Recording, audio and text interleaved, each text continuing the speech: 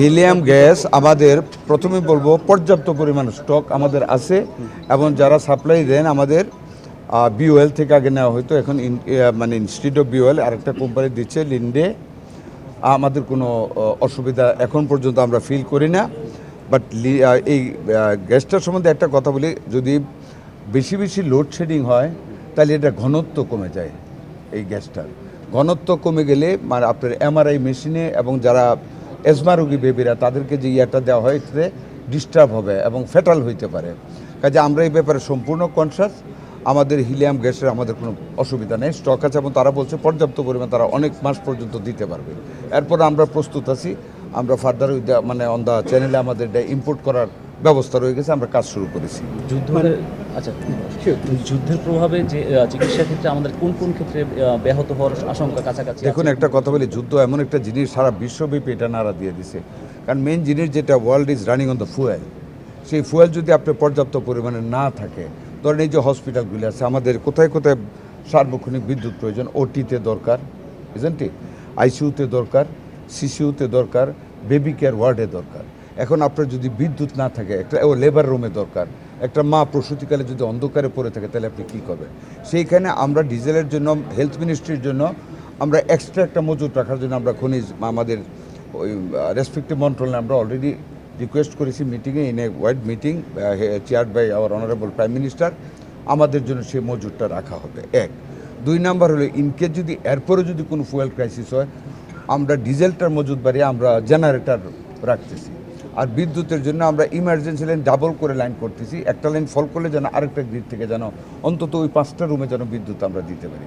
আর বিদ্যুতের সাশ্রয় ব্যবহার আমরা সকল হসপিটালে মন্ত্রণালয়ের সব জায়গায় আমরা এনশিওর করতেছি, যাতে করে বিদ্যুতের ঘাটতিটা কম হয়, যাতে করে জেনারেটরের উপর আমরা নির্ভরশীল না হতে হয়। আপনারা দেখতে পাচ্ছেন, দেখেন উই অল মানে have to help the government, যে গভর্নমেন্টে থাকুক। এই যে আপনারা দেখেছেন র্যাব যে ধরেছে, এখন এক গ্রুপ মোটরসাইকেলওয়ালা তেল নিয়ে গিয়ে হোল্ড করে খাটের নিচে পরে বেশি দামে বেচার জন্য।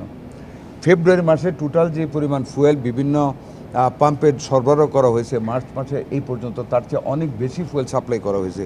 কিন্তু দেখা যায় আফটার দ্য নুন 12টা 1টা পরে কোনো তেল নেই, মানে এইখান থেকে ওইখান থেকে সমস্ত পাম্পে ঘুরে যারা খারাপ লোক তারা এগুলি করে জাতিকে কষ্ট দেয়। They don't have the love for the people.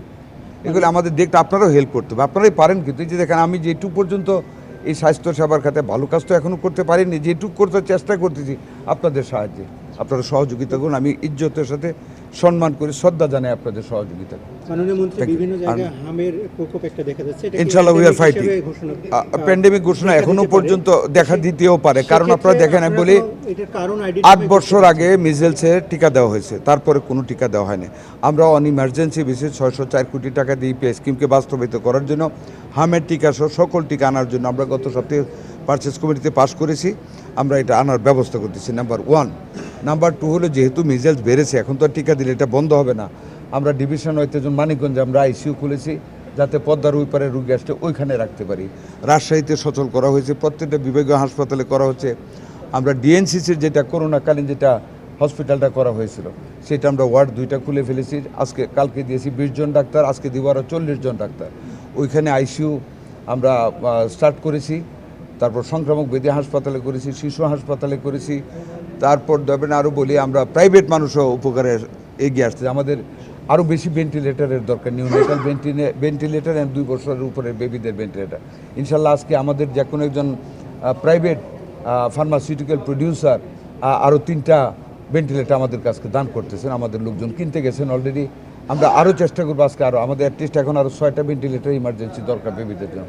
আশা করি কালকের মধ্যে কালেকশন করে ফেলবো ইনশাল্লাহ। বেসরকারি ক্লিনিক অভিযান নিয়ে আপনার সর্বশেষটা কি ঢাকায় চলছে? আপনি সব জায়গায় চলছে ইনশাল্লাহ। এখন এই 2-3 দিন ধরে আমরা তো অফিসও করতে হয় না, এখন এই যে মিজেলস আছে, ভেন্টিলেটার জোগাড় করতে হয়, আবার মঙ্গলবার থেকে শুরু করবো। এর মধ্যে সন্ধ্যার পরে রেলি আমাদের হসপিটাল ম্যানেজমেন্ট থেকে যা চাষ করে আমি সন্ধ্যার পরে যেতে পারি কোথাও, চলবে, এটা কন্টিনিউয়াসলি চলবে। আর এই যে ডাক্তারদের কাছে আমি অ্যাপিল করলাম, আর আমাদের এমপিরা এই সপ্তাহ থেকে প্রত্যেক যার নিজ নিজ এলাকার হসপিটালগুলিতে যাবে, ক্লিনিকগুলিতে যাবেন।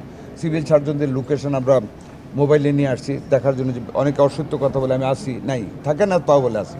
মোবাইলে আমাদের ডিজি সাহেব এখন মনিটর করতেছে। ওনাদেরকে বলা হয়েছে everyday after 40 minutes from the opening of the office একটা না একটা হসপিটাল ভিজিট করতে হবে। চেষ্টা করতেছি, বাকি আপনারা যদি সাহায্য করেন। Thank you.